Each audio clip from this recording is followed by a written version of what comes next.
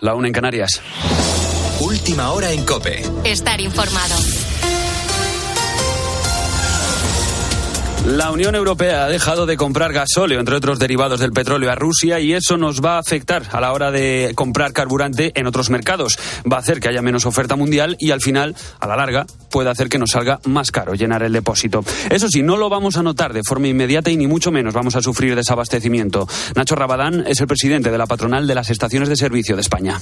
En España no se van a producir desabastecimientos. España tiene un sistema refinero muy eficiente. Lo que sí vamos a vivir en Europa y en todo el mundo, ya lo estamos viviendo, de hecho, es un problema de escasez, sobre todo de gasóleo. Y cuando un bien es escaso, inevitablemente su precio sube.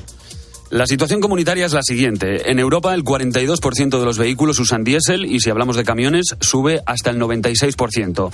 Y aunque muchos expertos nos aseguren que de momento no lo vamos a notar, la incertidumbre sí que se puede dejar caer por algunas gasolineras a partir de este lunes. Lo que parece claro es que España está mejor preparada que otros países. Antonio Turiel es experto en energía del CSIC. En Europa, en la última década, se cerraron muchas refinerías, confiando que era más barato importar diésel de Rusia. España no hizo esto, yo creo que para mejor. Y eso, a Europa deja con muy pocas posibilidades de suministro alternativo porque realmente no las hay. Por lo pronto, a la espera de ver cómo amanecen las gasolineras este lunes, los precios que nos encontramos a esta hora entran dentro de la estabilidad de los últimos días. El diésel, que es el principal afectado, está de media a 1,66 euros el litro y la gasolina a 1,65. Por su parte, la electricidad sube de cara a este lunes hasta los 132 euros y también sube el gas hasta los 60 euros con 63. Y en este sentido te cuento que a partir de hoy vuelven a bajar las temperaturas de forma considerable en la mayor parte de España. Con la fuerza de ABC. COPE. Estar informado. Por su parte, este lunes arranca la semana con reuniones en las direcciones de todos los partidos políticos a la espera de que PSOE y Unidas Podemos cierren el acuerdo para reformar la ley del solo sí es sí. El tiempo, lo cierto es que se agota. La fecha límite es mañana martes y el PSOE empieza a plantearse la utilidad de Podemos de cara al final de esta legislatura. Rafa Molina, buenas noches. Buenas noches, Gonzalo. Los morados repiten que no van a aceptar retoques en el corazón de la ley, que es el consentimiento. Y mientras los socialistas trabajan para modificar la norma sin suprimir ese detalle. Pero si no hay acuerdo, todo puede quedar en manos de Pedro Sánchez. Y el acto de Podemos que ha tenido lugar hace unas horas en defensa de la ley no ha ayudado a apaciguar los ánimos. El evento lo ha encabezado la ministra Montero, acompañada de Belarra y de Rosell. Y volvían a utilizar las mismas consignas para defender el solo sí es sí. La única modificación legal que hay encima de la mesa ahora mismo de la ley solo sí es sí, todos los expertos coinciden en que no va a evitar las rebajas de esas sentencias, esas decisiones judiciales de rebajas de sentencias. Y desde el PSOE el acto fue percibido como una auténtica declaración de intenciones por parte de los morados. Del exterior, varios apuntes. Estados Unidos ha derribado este fin de semana el globo espía chino que detectaron sobrevolando el estado de Montana. Pekín habla de sobrereacción del Pentágono y se reserva el derecho a responder. Por otro lado, te cuento que la oleada de incendios que azota a estas horas Chile ha llevado a su gobierno a pedir ayuda a España y nuestro país ha enviado un contingente de la UME para participar en la extinción de los incendios. Hemos mandado un equipo de 50 efectivos. Y por último, Baby, no me llames que yo estoy ocupada, olvidando tus males. Yo decidí que esta noche se sale. esta noche se celebra una nueva edición de los Grammy y la única representante española que hay en la gala ya se ha llevado un premio. Rosalía ha ganado el Grammy a Mejor Álbum Alternativo del Año y opta también al premio a Mejor Vídeo Musical. Vamos a ver qué tal se le da la noche a la que, como te digo, es la única representante española que hay ahora mismo en la gala. Tienes más información en cope.es y ahora sigues en la noche de COPE con Adolfo Arjona. COPE. Estar informado. Par o impar, rojo o negro, low and play o low and play. Ven y siente la emoción de la ruleta en directo con crupieres reales sin moverte de casa. Regístrate en lpcasino.es y deja que la suerte haga el resto. Rápido, seguro y fiable. Dale al play con lpcasino.es. Solo para mayores de 18 años. Juega con responsabilidad.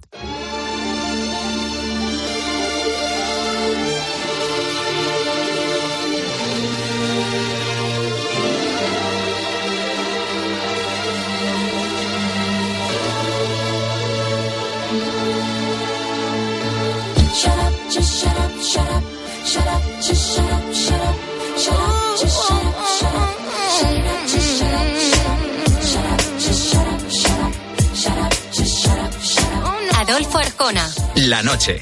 COPE. Estar informado. Ya sabemos lo que pasa en España y en el mundo. Esta noche quiero hablarte de las habilidades o de los distintos tipos de inteligencias que tiene el cerebro. ¿Nació Picasso con la habilidad de pintar o la desarrolló a lo largo de su vida? ¿Y Mozart tenía una habilidad genética innata para la música o aprendió su cerebro a desarrollarla? ¿Podríamos decir que cualquiera de nosotros puede pintar como Picasso o componer como Mozart si trabajamos las habilidades de nuestro cerebro?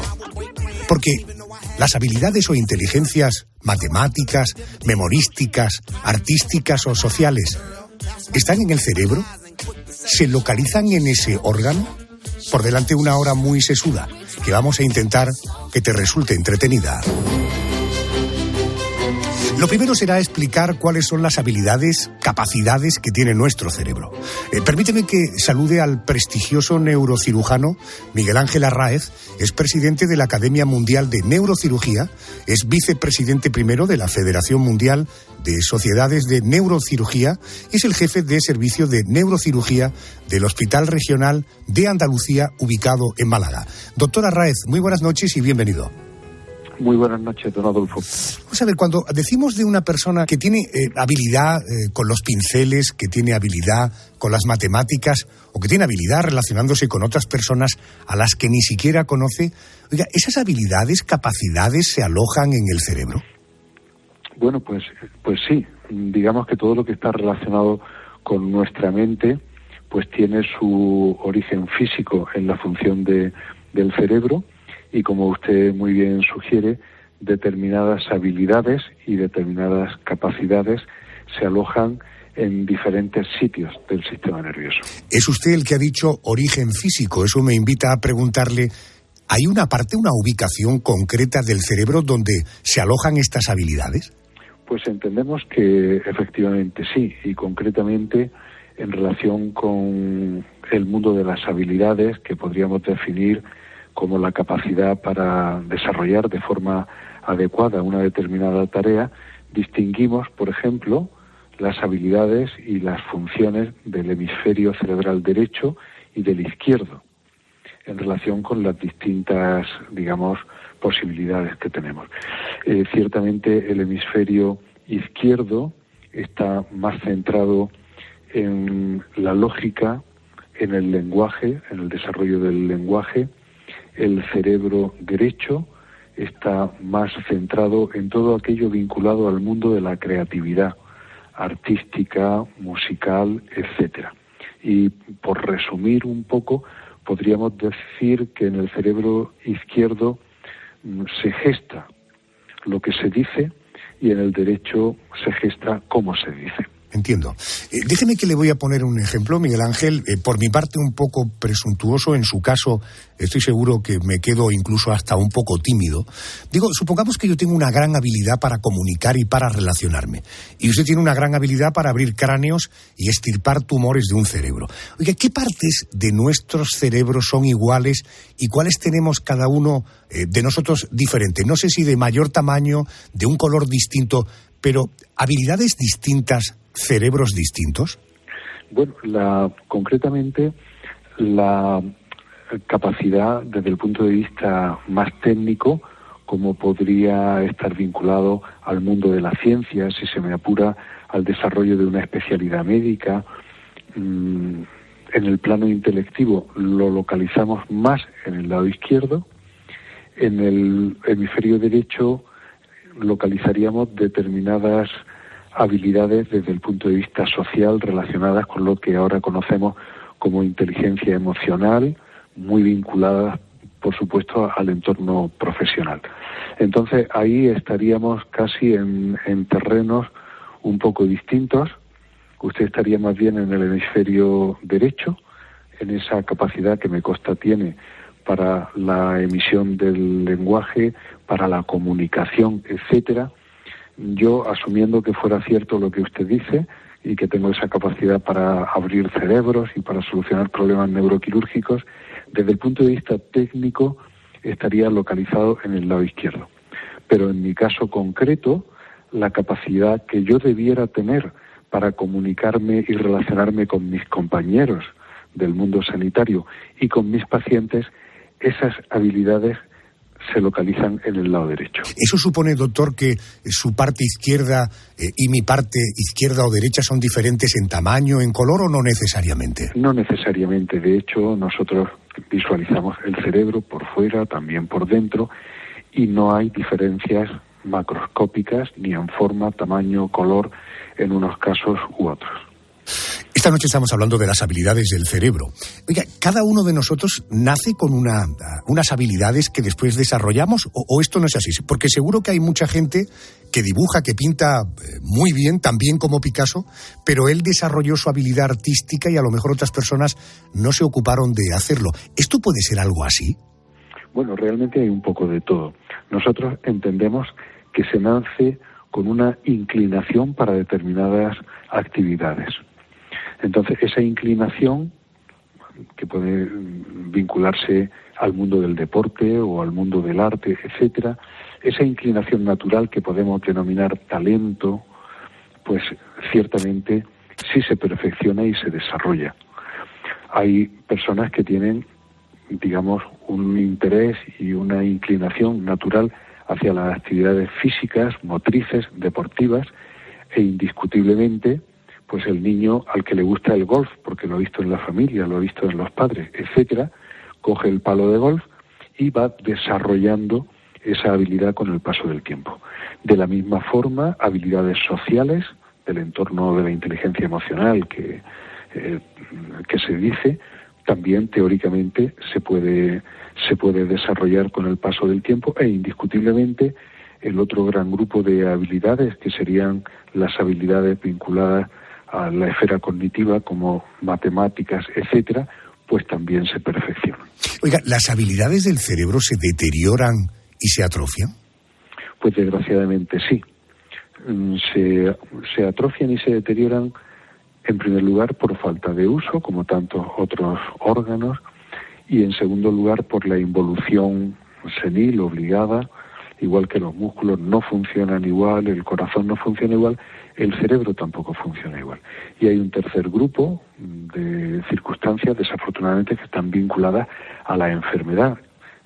Ejemplo típico, la enfermedad de Alzheimer.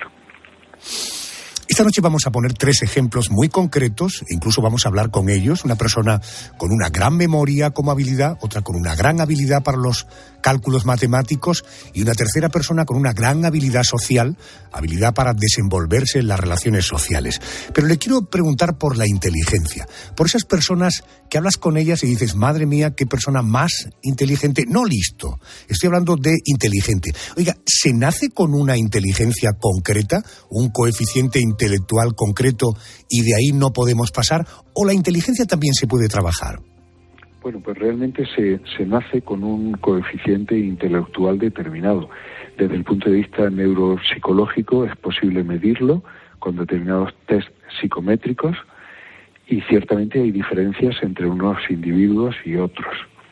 Sobre esa base, digamos, la capacidad intelectual vinculada a la inteligencia se puede desarrollar. Hay quien la perfecciona, la desarrolla, la cultiva, y hay quien no.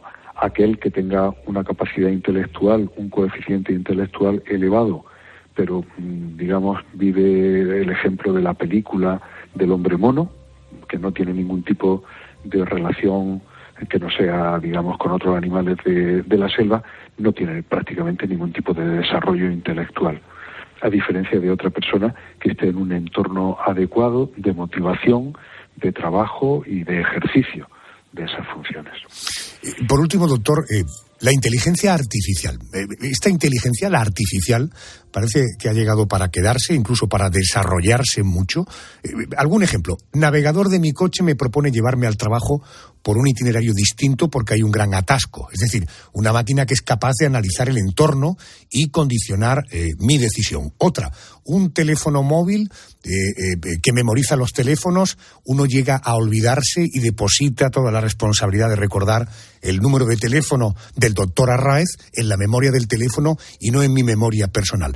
¿La inteligencia artificial llegará dentro de muchos años a condicionar, a atrofiar, a modificar las habilidades que tiene el cerebro del ser humano, incluso físicamente podría llegar a cambiar nuestro cerebro de tamaño o de forma, porque permítame decirle que recuerdo hablando con un experto, y corríjame si me equivoco, que gran parte del desarrollo de nuestro cerebro estuvo muy condicionado por el desarrollo de nuestro aparato digestivo.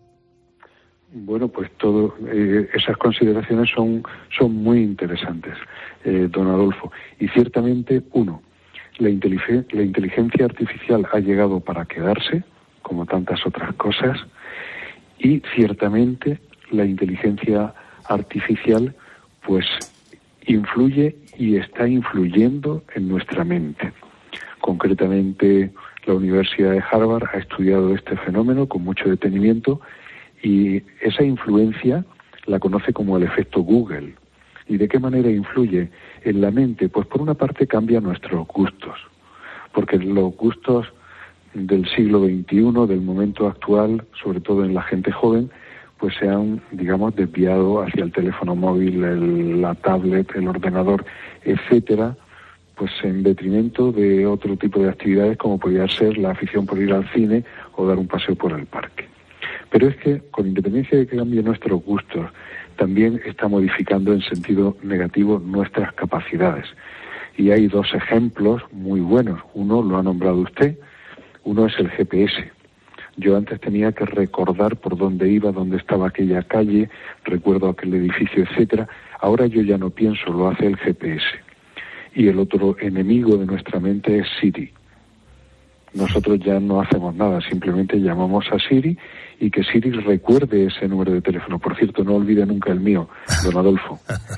No lo hago y amablemente siempre me atiende. Doctor, ¿puede llegar un momento que esta falta de ejercitar estas habilidades pudiera incluso físicamente, le preguntaba, cambiar nuestro cerebro? ¿De tamaño, de forma?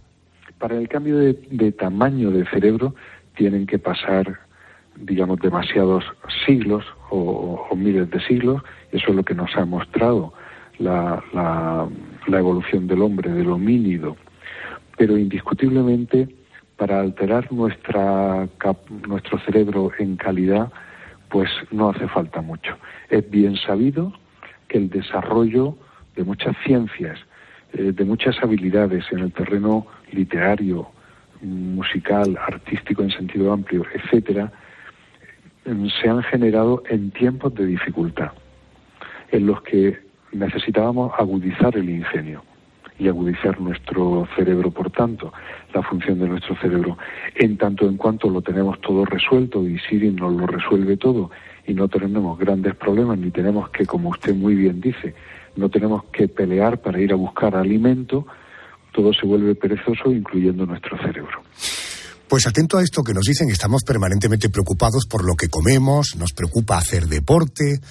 Ojo, porque para ejercitar nuestro cerebro, de vez en cuando dar de lado al GPS e incluso tener una relación, en fin, ocasional con Siri, recuerda que es una buena manera de ejercitar nuestro cerebro. Doctora Raez, gracias por ponernos en situación. Ahora permítame, porque me esperan personas que llaman la atención por diferentes habilidades. Vamos a conocer cuáles son y sobre todo cómo funciona su cerebro. Doctor, gracias por atendernos. Gracias. Un auténtico placer. Muy buenas noches, don Adolfo.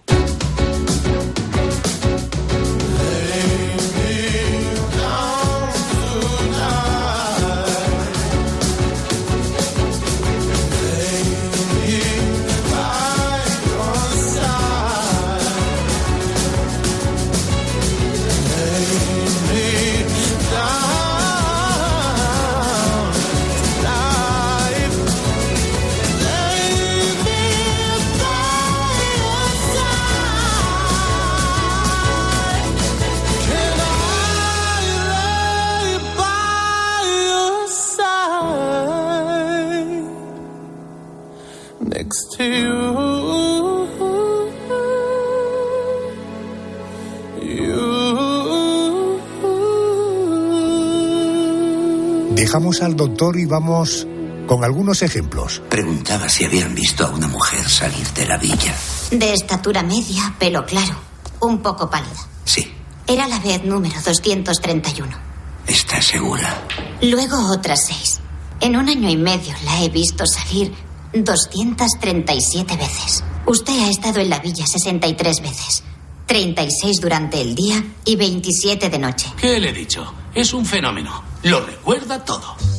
Bueno, nos ha dejado claro el doctor Arráez las habilidades que tiene el cerebro. Una de ellas es la de memorizar, fijar algo en la memoria. Esto lo hacemos todos y además lo hacemos todos los días. Pero cuando eres capaz de memorizar fechas, nombres, títulos de películas, no sé, libros, capítulos de la historia, el significado de palabras poco habituales, en fin, si eres capaz de hacer eso, mi recomendación, que vayas a Pasapalabra. Eso ha hecho Orestes Barbero. Es el crack de récord de pasapalabra, como lo calificaba un periódico. Orestes, muy buenas noches y bienvenido a la noche de Arjona aquí en la COPE. Buenas noches, don Adolfo. Gracias por la invitación al ratín este. Bueno, oye, enhorabuena. Yo estoy encantado de haberte conocido, te sigo. Hoy, fíjate, esta noche estamos hablando de las habilidades que tiene el cerebro. Sin duda, una de ellas es la memoria. ¿Tú siempre has tenido buena memoria? ¿Naciste con ella? ¿O es una habilidad de tu cerebro que has trabajado?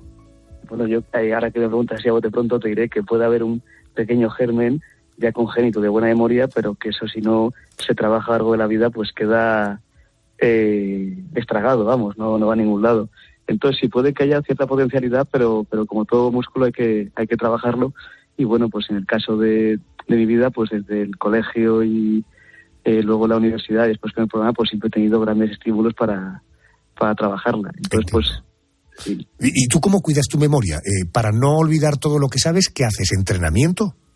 Pues mira, cuidar la memoria sí, nunca he planteado cuidarla como tal, pero bueno, yo creo que se cuida sola, pues en mi caso por las necesidades que he planteado en la vida, pues entre primero la ESO y el bachillerato, y luego que he hecho una carrera y luego una segunda, pues nunca he tenido grandes temporadas sin ese alpiste académico y de datos como para que se relaje. Y ahora con el programa, bueno, pues como cada vez te vas metiendo más datos, sí que es cierto que unos datos, como se encuentran similitudes con otros, tienen más acople dentro de la memoria para que se cree, porque al final un gran elemento para memorizar es la familiaridad. Cuando tienes un dato nuevo, pero que se parece en algún aspecto a otro dato, engarza mejor en la memoria. Es como asociar, ¿no? Asociar. Exacto. Correcto. Sí. Orestes, perdóname, me has provocado una cierta curiosidad. ¿Cuáles son las 2 licenciaturas o los 2 grados que has hecho? Sí, bueno, hice filología hispánica. Ahora tengo 26 años recién cumplidos, pues entre los 17 y los 21 hice filología hispánica. Luego hice un máster de literatura, casi como un 5º año de carrera. Luego el de educación para asegurarme la vía laboral. Y luego con lo que gané la anterior etapa del programa estoy haciendo Horacio Sofía, qué bueno. En el que estoy en 3er curso, sí. Pero ya acabó, ya con 27 acabo todo y entraré lleno ya en el mundo laboral. Bienvenido, ya. Ahí es donde empiezan verdaderamente los problemas, ya verás. Oye, es donde empieza la vida del encuentro, sí. Es evidente que de cara al concurso Pasapalabra, no sé si coincides conmigo, hacéis todos un duro entrenamiento durante mucho tiempo, estudiar y estudiar. ¿Qué porcentaje de cosas que memorizas crees que terminarás olvidando? No sé, ¿el 10, el 15, el 20, el 30%? Yo diría que el 70%, porque hay muchas cosas que son muy interesantes y que tienen un regustín cultural que te edifica. Pero luego hay muchas otras que son únicamente asimilar datos en su significante, es decir, en su realidad sonora o escrita, sin que haya ningún fondo cultural detrás de ellos. Y es la parte un poco fea de la profesionalización del programa, que bueno, ya se ha pervertido un poco ese primer enfoque cultural que podía haber tenido hace años y ahora ya pues ha convertido eso en un poco una posición. Pero bueno, también yo me quedo con la parte buena, que es en toda la vertiente cultural, que con ello te viene, que joder, qué dato más interesante, qué libro más curioso me suscita conocer esto, qué referencia más chula va a tirar por aquí, también se aprende. Sí, claro, o qué rey visigodo con un nombre tan cachondo, ¿no? Oye, eso, exacto. Sí. Además de para ganar pasapalabra y para ganar, supongo que todos los juegos de mesa, cuando juegas con los amigos, ¿para qué crees que sirve esta habilidad que tienes, la de la memoria? No sé, ¿cómo la usas en tu día a día? Pues no sé, para aprender teléfonos rápidos, sobre todo pues hacer la broma de cuando estás de fiesta y alguna chavalilla así guapa tal, hacer la broma de dame el teléfono, que al día siguiente me acuerdo. pero no sé, luego por ejemplo para rápidamente, pues yo qué sé, en algún momento en el que te dan una serie de datos que tienes que repetir al poco tiempo, pues poder repetirlos. Luego también a largo plazo, es cierto que aunque no se te queden las cosas textualmente, te queda como cierto eco de eso que has escuchado, que has aprendido, y ya pues tienes un mínimo recurso también a largo plazo. Y tengo la impresión que en tu caso tu memoria la has aplicado muy bien al estudio, porque claro, hablas de filosofía, hablas de filología hispánica, eso supongo que tiene mucho de, naturalmente, análisis, mucho de comprender, pero tiene también mucho de memorizar, ¿no? Y bueno, tiene más de, fíjate, en el caso de estudiar las carreras, tiene mucho más de amor por ese saber, en el caso de la filosofía, y de amor por ese lenguaje, que al final, bueno, muchas de las dimensiones de ambas carreras coinciden y se complementan muy bien, y bueno, la memoria pues es un instrumento en el que pues los conocimientos, que aquí ya, en el caso de las carreras, a mí no me gusta hablar de datos, como puede ser en estudio del programa, sino de conocimientos, pues la memoria es el código en el que esos conocimientos pueden fructificar. Porque claro, ya no es aprender datos sin más, sino esos datos integrarlos en una línea de pensamiento, en unas referencias literarias, en algo ya que pasa a ser parte de tu acervo cultural. Claro, por ejemplo, no tiene nada que ver estudiar una lista de directores de cine con ver, pues no sé, alguna línea de pensamiento bonita de los neoplatónicos, como es su jerarquía del ser, desde el no ser, que es el uno, hasta luego el ser, y cómo eso se manifiesta en cosas de la vida. Eso ya no es aprender datos y más, sino que es ya que te quiere un conocimiento. Correcto, pues como los periodistas tenemos una deformación que es, después de cada conversación, intentar encontrar una frase, un titular que defina al personaje al que has entrevistado, yo diría, Orestes habla de el amor por aprender, y yo creo que exacto, en eso acierto, ¿verdad? En eso aciertas mucho, y bueno, al final ese amor por aprender es lo que también te da la base léxica y cultural que luego pues se puede ya completar con un estudio más de diccionario y más de datos sueltos para el programa, sí. Señor Barbero, Orestes Barbero, gracias por atenderme, mucha suerte en general en la vida. Un abrazo muy fuerte. Muchas gracias, igualmente a vosotros. Hasta la próxima.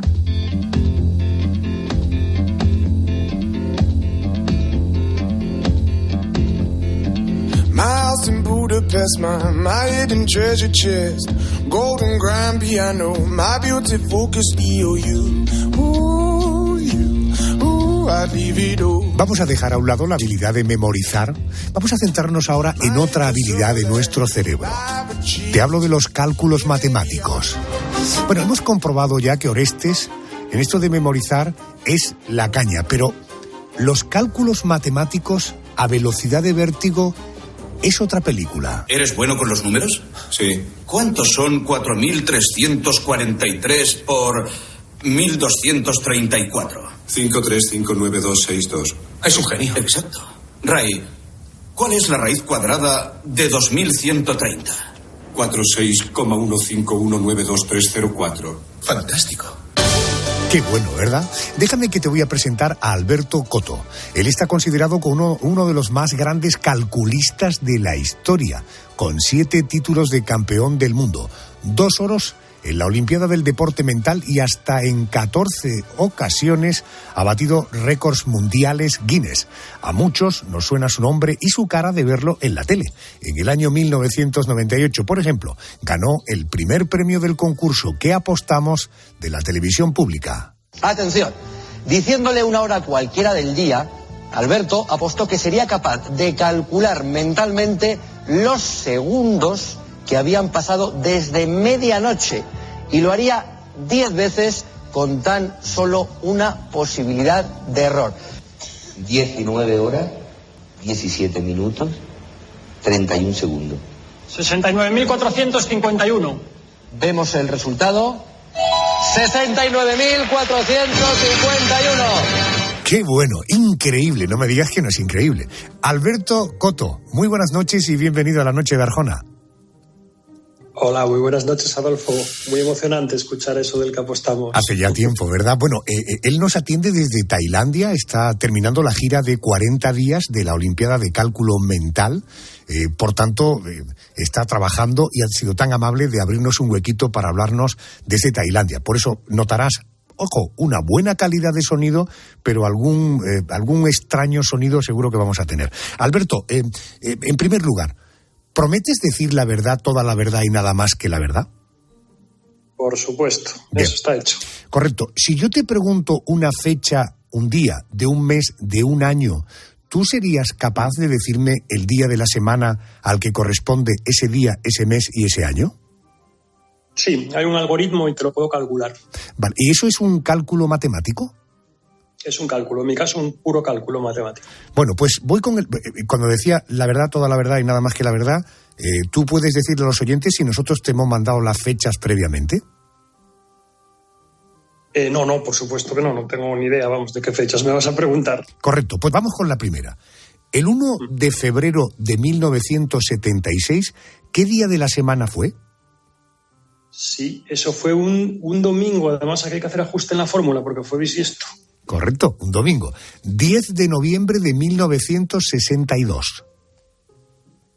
Del 62. Uh-huh. Sí, 10 de noviembre, un sábado, 10 de noviembre. Un sábado. Si eres escéptico, métete en tu teléfono móvil, vete al calendario y busca el 1 de febrero del 76, el 10 de noviembre del 62, y verás que el día de la semana que ha dicho ha acertado. Es evidente que eres un virtuoso de los cálculos matemáticos.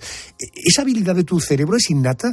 ¿Le cuentan sus padres, o te cuentan o te contaron tus padres que ya de pequeño eras bueno con las sumas, las restas, o lo descubres ya siendo adulto? Sí, a ver, la habilidad tiene un componente innato, ¿no? Yo aprendí a calcular jugando al tute en casa con mi padre, nos enseñó un poquito a jugar las cartas, entonces a través de cálculos mentales pues ya se tomaba la mejor decisión, y de esa manera pues asocias la palabra calcular también a ganar. Y eso, claro, es muy estimulante. Alberto, ¿cómo entrenas esta habilidad que tienes? Bueno, el entrenamiento es en el día a día. Hay que tener en cuenta que los números al final están en todo en nuestra vida y por lo tanto, si tu cerebro funciona desde un punto de vista numérico, si juega mucho con números, pues al final puedes estar utilizándolos continuamente. Ejemplos, muchísimos. Mira, por ejemplo, yo en este viaje empecé en Egipto. Egipto, la libra egipcia. Por supuesto, tiene una traslación al euro, ¿no? Luego pasé a Omán, otra moneda diferente, el rial. Luego pasé a la India, la rupia. O sea, vas continuamente haciendo cálculos, orientándote. Ahora al bar aquí en Tailandia. O sea, ya estás calculando. Yo siempre les digo en las conferencias el por qué yo no tengo miedo, por ejemplo, a viajar en avión. Hay gente que tiene miedo. Yo lo planteo desde un punto de vista probabilístico. O sea, analizas a veces si tienes turbulencias en el avión, dices, vale, sí, se pasa mal, pero ¿cuál es el medio de transporte más seguro que hay desde un punto de vista matemático? El avión, haces cálculos, ¿no? Entonces, te sirve para todo en la vida y lo puedes estar continuamente aplicando. Alberto, para los que no disfrutamos de ese don, ¿tú tienes la impresión de que si no entrenaras con frecuencia, crees que perderías la habilidad? Sí, lo que pasa es que cuando desarrollas una habilidad porque algo te gusta y estás ahí jugando con ello, al final tu mente acaba siendo muy numérica, ¿no? Y si acaba siendo muy numérica, pues es imposible dejar de practicar, dejar de entrenar, salvo que sufriera algún tipo de lesión cerebral, ¿no? Es imposible porque va unido a ti, o sea, está implícito ya dentro de tu manera de ser, de tu manera de pensar. Entonces yo continuamente juego con los números, desconecto bien, no tengo problema, pero a veces me pongo a jugar con las matrículas de los coches o, bueno, todo tipo de cálculos que se pueden hacer en el día a día, ¿no? Como os comentaba al principio, pues yo aprendí a calcular con las cartas, o sea, juegas a las cartas, sabes que tienes un X puntos, tus rivales tienen X, y en base a eso vas haciendo cálculos para decidir qué carta te puede convenir jugar. ¿Estás en alguna lista para que no te dejen entrar en un casino, por ejemplo? No, aquí lo que habría que hacer es analizar bien si realmente se le puede ganar al sistema hoy en día. Eso sería la pregunta clave. De hecho, en el Principado de Asturias soy imagen de una campaña de prevención de la ludopatía, de la adicción al juego, y trato mucho estos temas, porque lo primero que hay que hacer siempre a la hora de jugar cualquier cosa es saber un poquito el lado matemático, la parte matemática, ¿no? Entonces, en un casino se le podría ganar al sistema. Yo creo que hoy en día no. O sea, ruleta, no se me ocurre una fórmula para superar la desventaja con la que partes.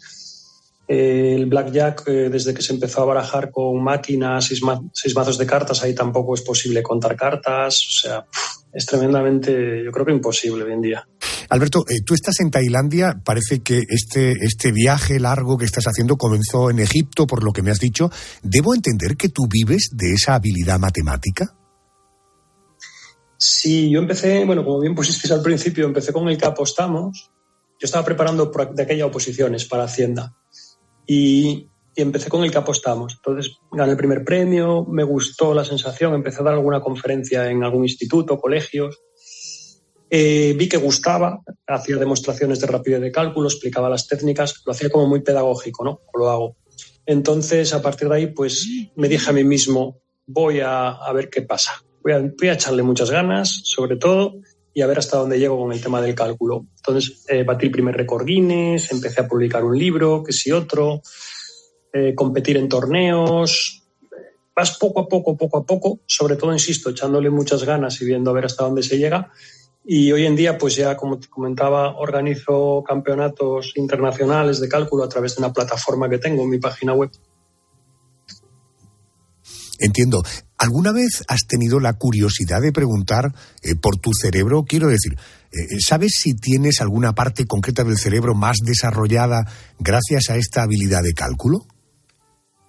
Sí, es en Leipzig, Alemania, en 2008. Allí logré un título de campeón del mundo en categoría de suma multiplicación en el global. Me hicieron unas pruebas, me hicieron unas tomografías y tal. Entonces, allí analizaron un poquito que la parte izquierda del cerebro era la que estaba, en el caso concreto de las pruebas que me hicieron, sumando.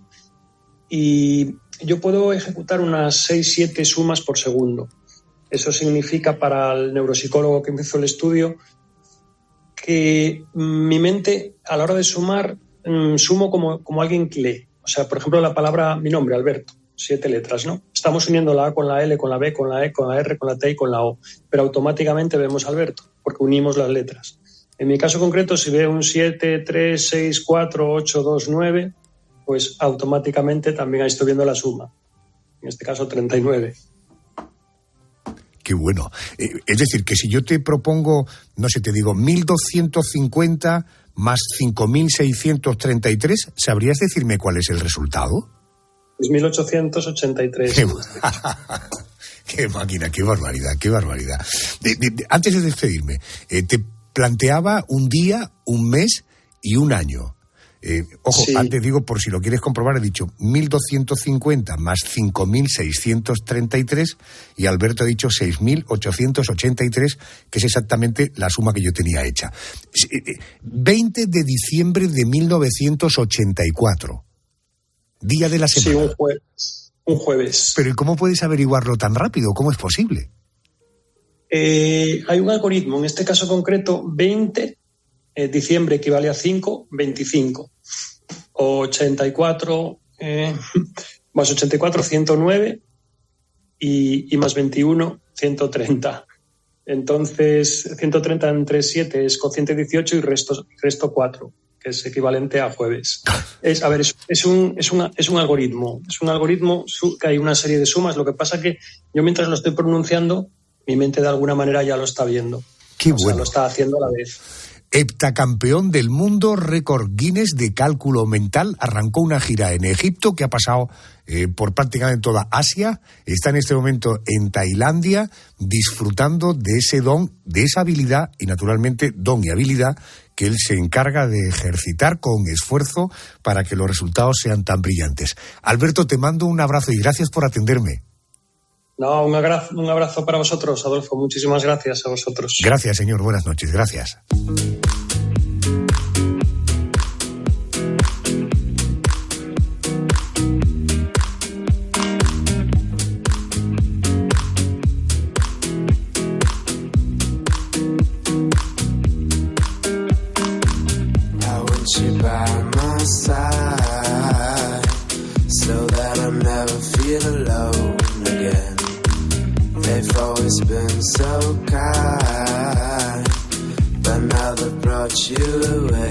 Déjame que te descubra ahora otro tipo de inteligencia, otro tipo de habilidad que tenemos.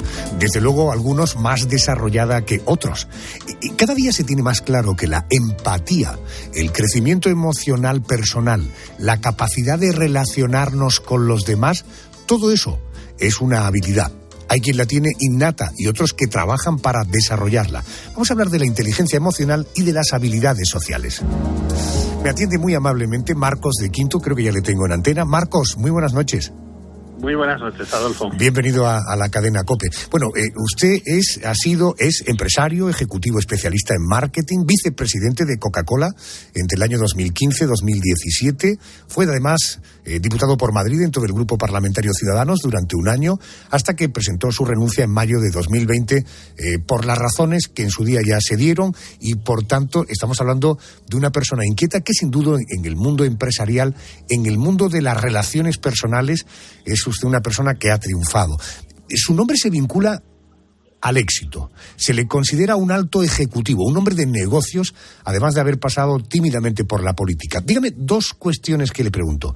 ¿Se considera usted un habilidoso de las relaciones sociales? ¿Cree en la importancia de las habilidades sociales? Bueno, vamos a ver, cuando me has definido, perdónate que te tutee y tuteame, por favor. Por favor. Cuando me has definido como una persona de éxito, pues no lo sé cómo se mide eso del éxito. A veces la gente mide el éxito en los demás porque tienen aquello que uno no tiene. Pero yo a lo mejor tengo algunas cosas que otra gente no tiene, pero hay otras que no tengo. Entonces, pues yo no sé, eso del éxito es muy subjetivo. Cuando yo planteé la posibilidad de que tuviéramos la suerte de que nos atendiera, yo parto de la base, y por tanto, esto no es una pregunta que le formulo, ni siquiera le pido que esté de acuerdo conmigo, que usted es un hombre de éxito, un ejecutivo de éxito y un gran experto, en mi opinión, de las habilidades sociales. Dicho esto, vamos a intentar a ver si tengo razón o no a partir de nuestra conversación. ¿Usted cree que son importantes las habilidades sociales? Pues yo supongo que sí, que son importantes. Pero vuelvo a decirte una cosa. Dices, bueno, de éxito, haber sido vicepresidente mundial de Coca-Cola, si alguien dice que eso es éxito, perfecto. Pero si alguien sabe que eso implica estar trabajando casi 24 horas al día porque el sol no se pone donde se vende Coca-Cola, que tienes una renuncia tremenda a tu vida personal y tal, pues entonces a lo mejor no es tanto éxito, pero bueno, lo acepto. Y yo creo que las relaciones son necesarias, las relaciones personales, porque vivimos en un mundo de relaciones y lógicamente el saberte manejar en ese mundo pues es algo imprescindible para poder sobrevivir. Voy a intentar formular la pregunta de tal manera que se sienta usted absolutamente cómodo. Yo estoy cómodo perfecto, de cualquier manera. Como ejecutivo con una trayectoria muy dilatada, ¿cómo definiría usted o qué cualidades ha identificado usted en alguna persona que tiene habilidades sociales? Usted habla con alguien y supongo que por su experiencia y su trayectoria dice, esta persona es una persona habilidosa desde el punto de vista de la relación social. Hombre, yo creo que una persona primero que escuche es imprescindible para ser habilidosa en las relaciones sociales, escuchar. Tener también una capacidad de saber quién tienes delante. Y luego, por otro lado, pues saber cómo sacar lo máximo de esa discusión, de ese debate o de esa relación. Una persona que vaya por delante diciendo esto soy yo, esto es lo que pienso y me da igual al que tengo delante, pues probablemente no sea la persona más adecuada para establecer relaciones sociales. Yo de todas maneras no me considero un experto en esto. Yo lo que tengo mucha habilidad es en meterme en problemas, en meterme en charcos y en decir cosas inconvenientes. Eso es realmente lo que más me caracteriza. Si no, basta ver mi Twitter. Vicepresidente mundial de Coca-Cola entre el 15 y el 17. Oiga, en su opinión, ¿cuánto del éxito profesional de un alto ejecutivo se le puede atribuir a su inteligencia social? Es decir, a su capacidad para relacionarse con distintas personas en distintos contextos y con distintos objetivos. Sí, bueno, yo no sé definir lo que es inteligencia y tal. Yo lo que sí digo es que parte de mi éxito ha sido la capacidad de rodearme con gente buenísima, con gente no buena, sino espectacularmente buena. Cada uno de su padre y de su madre, cada uno con sus manías, y saber más o menos que gente muy diversa y muy distinta, que no necesariamente tenían mucho que ver el uno con el otro, sin embargo, trabajando para mí, pues se sintieran a gustos y no se mataran entre ellos. Eso es lo que realmente a mí me ha ayudado mucho, tener equipos extraordinarios. Hablemos de un comercial básico, incluso de un director comercial de una gran empresa, por tanto, de la actividad profesional comercial. Para desarrollar con éxito esta actividad profesional, ¿usted tiene la impresión de que es necesario tener habilidades sociales? Sí, por supuesto, porque lo más importante para un comercial no es saber qué producto está vendiendo, sino saber qué necesidades son las que tiene la persona que tienes enfrente y luego cómo adaptar las ventajas que tiene tu producto a esas necesidades que has conseguido sonsacar al que tienes delante. Entiendo. ¿En política sirven las habilidades sociales o hoy imperan otros criterios? Mira, en política yo me he dado cuenta, por ejemplo, porque estaba llevando el tema de talento cuando estuve durante muy poco tiempo dentro de Ciudadanos, que desgraciadamente en los partidos se suele siempre promocionar a aquellas personas que tienen grandes habilidades de comunicación, es decir, que hablan bien en cámara, que en una asamblea o tal hablan bien en público y que son, digamos, piquitos de oro. Sin embargo, no necesariamente esas personas saben manejar equipos. Y esto es uno de los graves problemas a veces que tenemos en la política, que se va promocionando en distintas agrupaciones provinciales, etcétera, a gente que son muy articulados expresándose, pero luego no saben manejar un equipo. ¿Y cómo consiguen al final fidelizar un equipo? Pues de la manera más estúpida y más tonta que hay, que es prometiéndole a la gente cosas que luego no puedes cumplir. Y de ahí salen la mayor parte de follones, de frustraciones y de problemas que suelen darse en los partidos políticos. Hemos arrancado este especial, Marcos, hablando con un neurocirujano de prestigio incontestable, y podríamos hablar de que las habilidades del cerebro podrían ser también definidas como inteligencias, diferentes tipos de inteligencias. Hemos hablado con un señor en este momento heptacampeón del mundo en cálculos matemáticos. Ahora le pregunto a usted, acaba de destacar en el mundo de la política hacer equipos, algo tan importante no solo en política, sino en cualquier actividad. ¿Usted tiene la impresión de que hay que tener una cierta habilidad social para configurar y gestionar equipos humanos? Sí, bueno, por supuesto. Es decir, para hay que tener determinados valores. La gente quiere estar en equipos donde son el líder del equipo sea exigente, pero al mismo tiempo sea justo, sea una persona que se arremangue el primero de todos, etcétera. Pues hay determinadas cosas que son básicas. Y en el mundo actual, pues bueno, es complicado muchas veces el actuar solo. Ya creo que prácticamente todo se hace a través de equipos. Como dice este dicho Gattuso, si quieres llegar rápido, camina solo, pero si quieres llegar lejos, vete en grupo. Qué bueno. Hay una persona a la que yo le tengo mucha consideración en mi vida, que me suele preguntar con frecuencia, ¿estás contento? Es una pregunta, yo entiendo que es bastante sabia, que tiene 1001 matiz. Déjeme que le voy a preguntar a Marcos de Quinto. ¿Está usted contento, señor de Quinto? No, por supuesto que no. Había uno de los pioneros de Coca-Cola, Robert Woodruff, que decía que el mundo pertenece a los descontentos. Cuando una persona está descontenta, es cuando actúa, cuando trata de hacer las cosas de manera distinta, y es como el mundo progresa. Yo en estos momentos estoy descontento con lo que sucede en el país, estoy descontento con el gobierno que tenemos, estoy descontento con muchas cosas y eso me hace actuar. Si yo estuviera contento, pues bueno, a lo mejor estaría en las Bahamas y tendría una vida un poquito más tranquila y sobre todo no utilizaría Twitter. En todo caso, esta noche, no sé a usted, pero seguro que a más de un oyente, yo le he demostrado que detrás de Marcos de Quinto hay una persona con mucha habilidad social. Señor de Quinto, gracias por atenderme. Y tengo novia. Un abrazo. Hasta luego. Que tenga usted suerte con la novia. Hasta luego. Adiós. Llevamos toda la noche hablando de las distintas habilidades o inteligencias del cerebro. Quiero terminar hablando de la inteligencia en mayúsculas. Oiga, ¿cómo se mide la inteligencia? Hay un indicador, el coeficiente intelectual, que puntúa la inteligencia de una persona, que pone cifra a la destreza mental. Hay multitud de escalones en la tabla. Por ejemplo, la media está en 100 puntos. Es decir, eso es el coeficiente de la mayor parte de la población. Quienes se mueven entre 140 y 154 están considerados genios.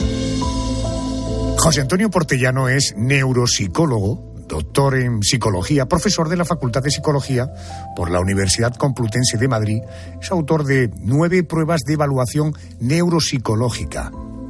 José Antonio, buenas noches. Pues muy buenas noches. Oiga, ¿usted cómo diferenciaría ser listo o lista a ser inteligente? Son cosas complementarias, pero no son igual.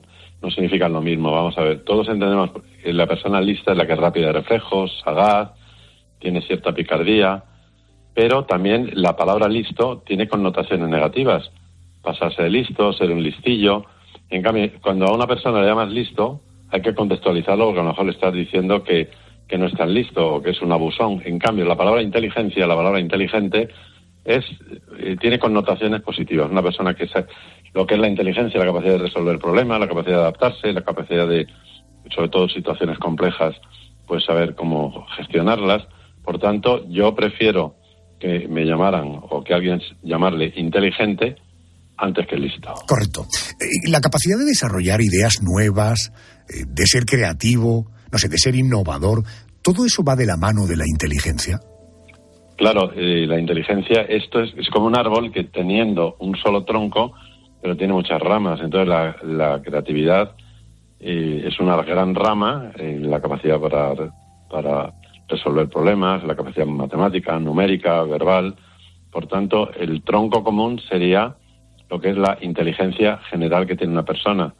Pero luego hay distintas inteligencias, ya nadie duda que hay distintas modalidades de inteligencia, pero que hay un tronco común que es el nivel general que uno tiene, la capacidad para solventar problemas, para adaptarse, para planificar, para abstraer. José Antonio, buenas noches. ¿Y la inteligencia cómo se mide? Bueno, una de las grandes aportaciones que ha hecho la psicología durante el siglo XX es la psicometría, además del psicoanálisis o la modificación de conducta.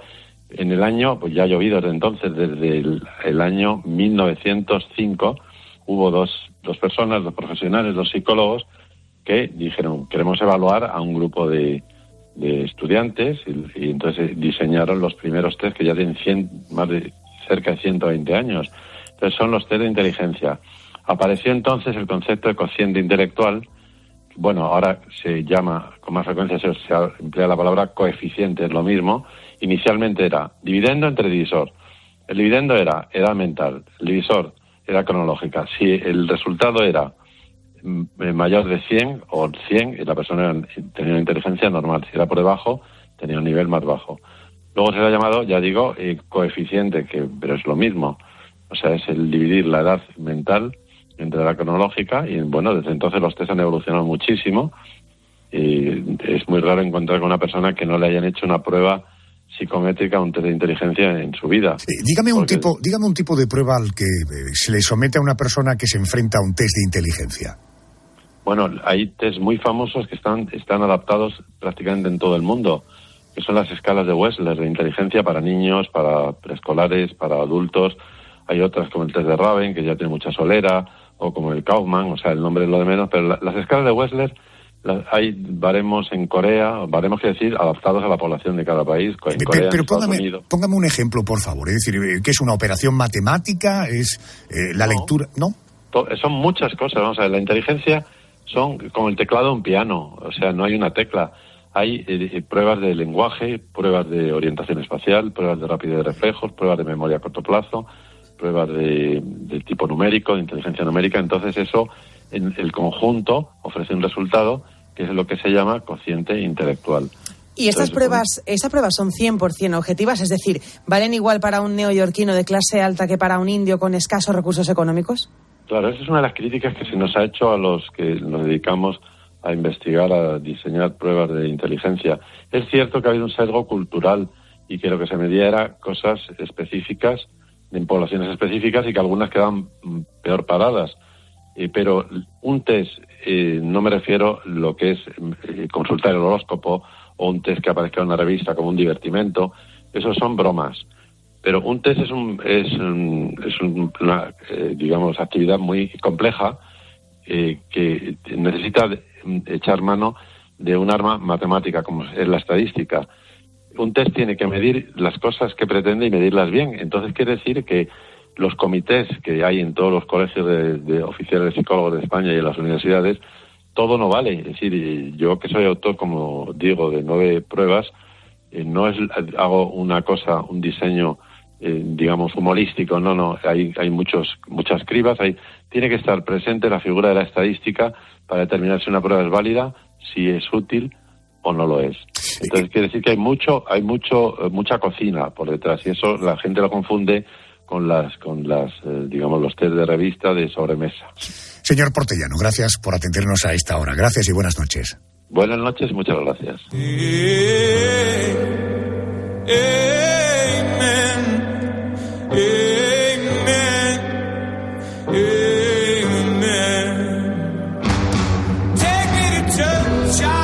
Habilidades del cerebro. Diferentes inteligencias. Bueno, confío que con este especial todos hayamos aprendido algo nuevo y sobre todo o te haya parecido una hora suficientemente entretenida. Los compañeros de los servicios informativos ya andan por aquí. Vamos al boletín de las 3, 2 en Canarias, y luego recuerda que nos vamos a preguntar el porqué. El porqué de muchas cosas que seguramente, confío, que te parezcan suficientemente atractivas. Noticias. Venga, y luego seguimos.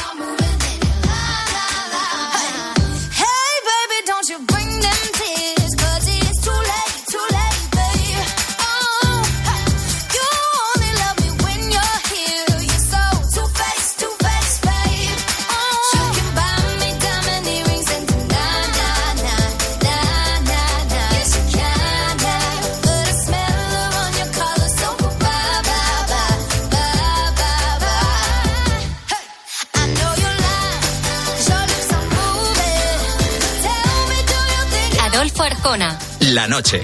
COPE. Estar informado. ¿Y tú qué piensas? Escríbenos en Twitter en @cope y en facebook.com/cope. Buenas, ¿qué tal? Soy Ana Mena. La radio para mí es un disfrute. Me encanta estar en el coche, ponerme la radio. La radio te hace viajar, la radio te hace desconectar, te hace disfrutar de tus artistas favoritos, no solo los de hoy, sino también los de hace años. Además que para nosotros los artistas pues es una herramienta fundamental, así que estamos siempre conectados con la radio. 13 de febrero, Día Mundial de la Radio. Gracias por escuchar COPE.